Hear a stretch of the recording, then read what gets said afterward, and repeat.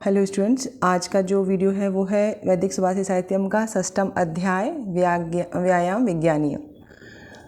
ये जो व्यायाम विज्ञानीयम अध्याय है इसका आपके सिलेबस में फर्स्ट श्लोक, फोर्थ श्लोक और सेवेंथ श्लोक सिलेबस में है। मैं ये जो भी वीडियो बना रही हूँ उसमें मैं सिंपल तरीके से आप लोगों को श्लोक समझाने की कोशिश कर रही हूँ कि ईजी तरीके से आप लोग समझ के एग्ज़ाम में लिख सकें।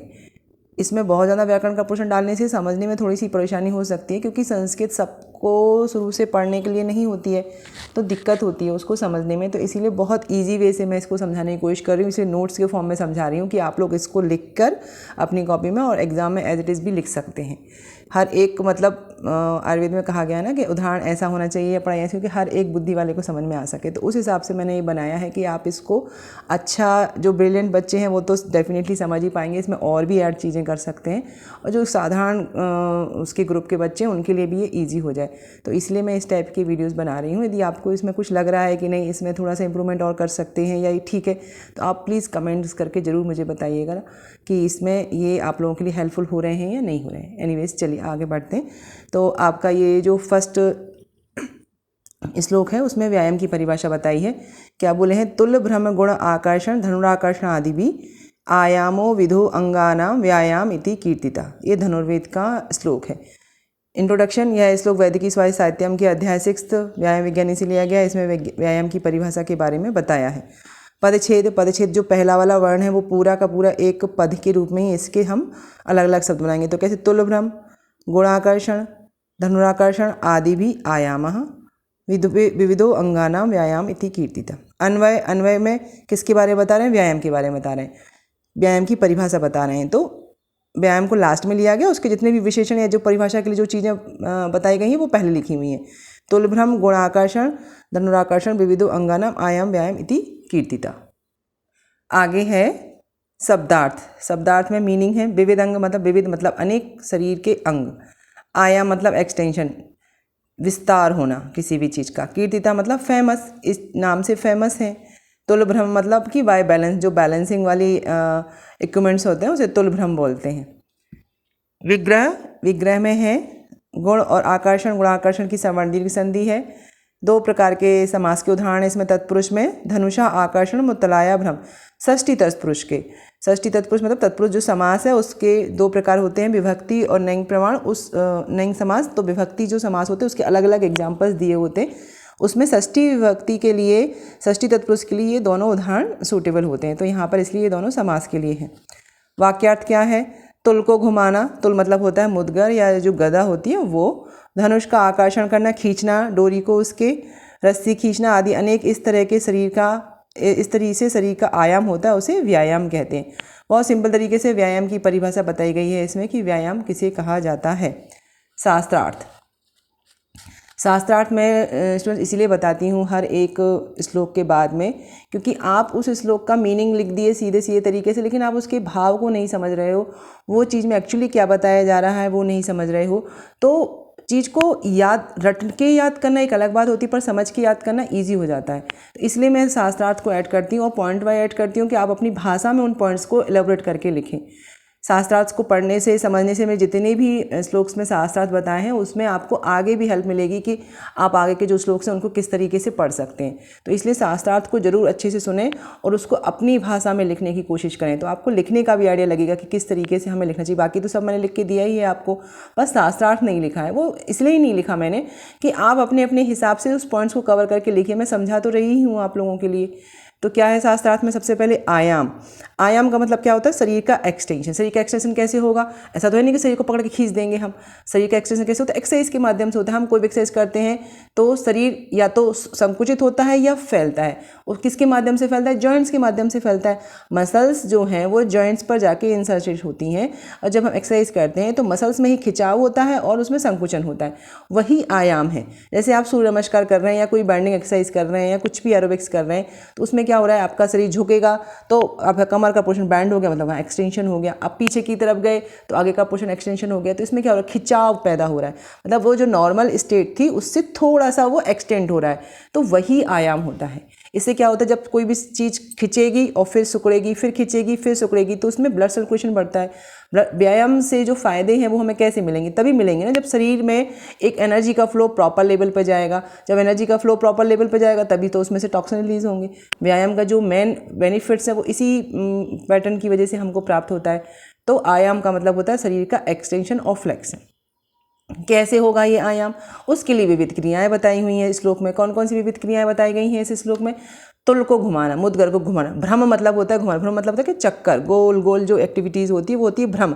तो क्या तुलाया भ्रम, तुला मतलब कि जो ऐसा इंस्ट्रूमेंट जिसको हाथ से या किसी भी चीज़ से गोल गोल घुमाया जाता है वो होता है तुलक भ्रम। धनुराकर्षण, अब ये चूंकि श्लोक धनुर्वेद के मतलब उस समय लिखे गए हैं जब इसी टाइप के इक्विपमेंट्स या इसी टाइप के शस्त्रों का प्रयोग होता था एक्सरसाइज व्यायाम के लिए, तो उसी के उदाहरण दिए। आज के परिप्रेक्ष्य में तो ऐसा नहीं हम कर सकते, बहुत सारी चीज़ें आ गई, आप उनको डाल के इसको समझ सकते हैं कि हमने यदि तुल लिखा हुआ तो तुलना लेके आप जो डम्बल हैं उसको यूज़ कर सकते हैं। धनुराकर्षण मतलब खींचना, जब आप धनुष की प्रत्यंचा चढ़ाएंगे या उसको खींचेंगे तो उसमें जो खिंचाव पैदा होगा वो रस्सी खींचना।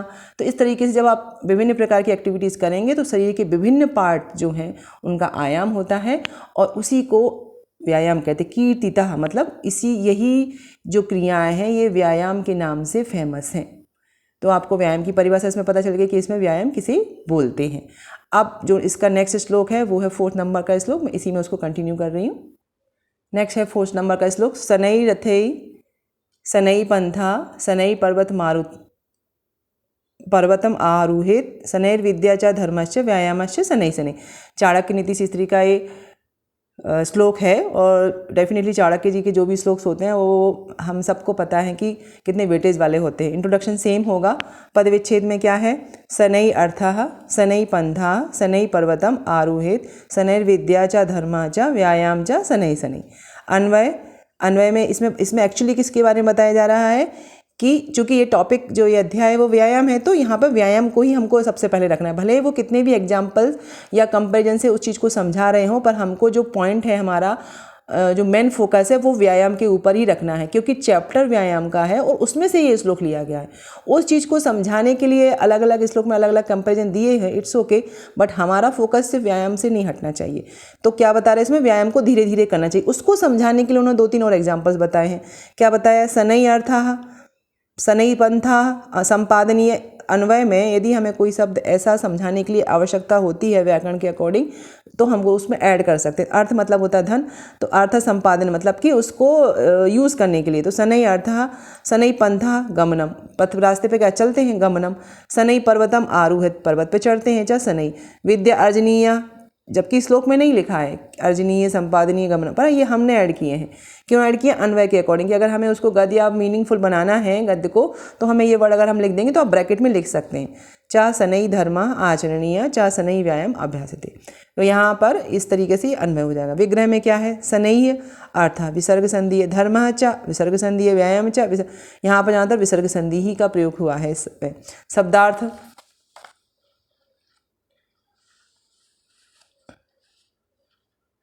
शब्दार्थ में है शनै मतलब पता हुआ धीरे धीरे, अर्थ मतलब धन, पंथा मतलब रास्ता, आरुह्य मतलब क्लाइंबिंग। वाक्यार्थ धीरे धीरे धन का उपभोग करना चाहिए, धीरे धीरे मार्गमन, धीरे धीरे पहाड़ों पर चढ़ना चाहिए, धीरे धीरे धर्म का अविद्या का अर्जन एवं धर्म का साधन करना चाहिए, धीरे धीरे ही व्यायाम करना चाहिए। शास्त्रार्थ है। तो ये टोटली जो वाक्यार्थ है वो इस बात के लिए है, या ये श्लोक जो है वो इस बात के लिए है कि व्यायाम को धीरे धीरे करना चाहिए। इसके पहले हमने पढ़ा व्यायाम की परिभाषा, अब व्यायाम के डू एंड डोंट्स बताए गए हैं नेक्स्ट उसमें कि व्यायाम करना कैसे चाहिए। व्यायाम धीरे धीरे करना चाहिए। क्यों करना चाहिए धीरे धीरे व्यायाम? उसको समझाने के लिए पहले तो उन्होंने 3-4 उदाहरण दिए। क्या दिए हैं? सबसे पहले दिए हैं धन। तो हमको जब भी हम शास्त्र लिखें या कुछ भी लिखें तो वो जो उदाहरण है उनको नहीं समझाना चाहते कि धीरे धीरे धन का उपयोग से क्या होगा, कैसे करना चाहिए या गमन कैसे करना चाहिए। नो, आपको लिखना है व्यायाम के बारे में कि व्यायाम धीरे धीरे क्यों करना चाहिए, उससे क्या फ़ायदे होंगे, नहीं करेंगे तो क्या नुकसान होंगे। तो धीरे धीरे धन का उपभोग करना चाहिए। कोई भी आपके पास यदि संपदा है कुछ भी है तो एकदम से आप उसका उपभोग करेंगे तो क्या होगा? डाइजेशन हो जाएगा, और अपच मतलब कि मानसिक स्तर हिल जाएगा आपका। तो धीरे धीरे धन का प्रयोग करना चाहिए। जो भी आपके पास धन है धीरे धीरे रास्ता चलना चाहिए। ऐसा नहीं हो रहा कि कभी चले नहीं 1 किलोमीटर भी एकदम चल पड़े बहुत सारा किलोमीटर, वो जो कावड़ चढ़ते हैं या किसी हम धार्मिक स्थल पर जाते हैं, यात्रा करते हैं, तो फिर उसके लौटने में क्या हाल होता है, बुरी तरीके से पैर दुखना और स्वेलिंग वो सब हो जाता है। इसीलिए धीरे धीरे होना चाहिए। धीरे धीरे पहाड़ों पर भी इसीलिए धीरे धीरे चढ़ना चाहिए। पहाड़ पर तो और ऑक्सीजन लेवल कम हो जाता है, एकदम चढ़ जाएंगे तो हाइपोक्सिया की कंडीशन बन जाएगी। धीरे धीरे विद्या अर्जन, हम चाह के भी एकदम विद्या नहीं पढ़ सकते, विद्या धीरे धीरे ही आती है, उसकी रिपीटेशन की आवश्यकता है। अभ्यास हर चीज़ का आवश्यक होता है।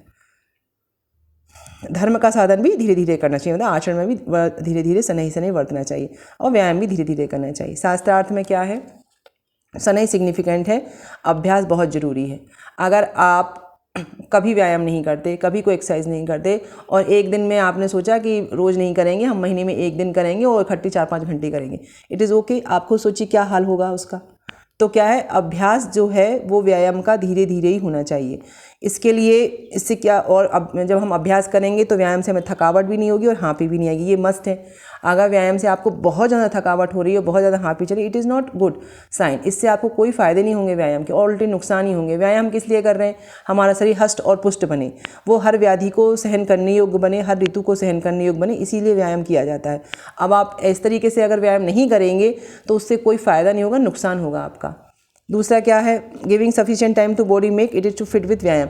जब हम धीरे धीरे व्यायाम कर देंगे तो बॉडी धीरे धीरे धीरे धीरे व्यायाम के से जो आयाम होता है उसे धीरे धीरे करके शेपअप होती है, एकदम नहीं होती है वो शेपअप। एक दिन में कोई भी चीज़ पॉसिबल नहीं है, it will take the time. पोषण के साथ तो अभ्यास नियमित है। फिर आप धीरे धीरे जब अभ्यास व्यायाम का करेंगे, उसके साथ में आहार का भी नियमित अभ्यास करें कि मुझे, अगर आप व्यायाम कर रहे हैं तो उसके लिए उचित आहार की भी आवश्यकता होती है। ऐसा नहीं होता है कि आप आहार कुछ भी उचित नहीं ले रहे हैं, बस एक दिन व्यायाम कर रहे हैं।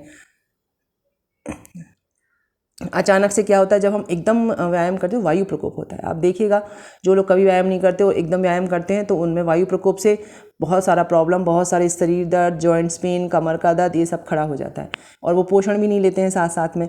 तो जो भी व्यक्ति व्यायाम कर रहा है उसको धीरे धीरे अभ्यास करना है, पहली चीज़।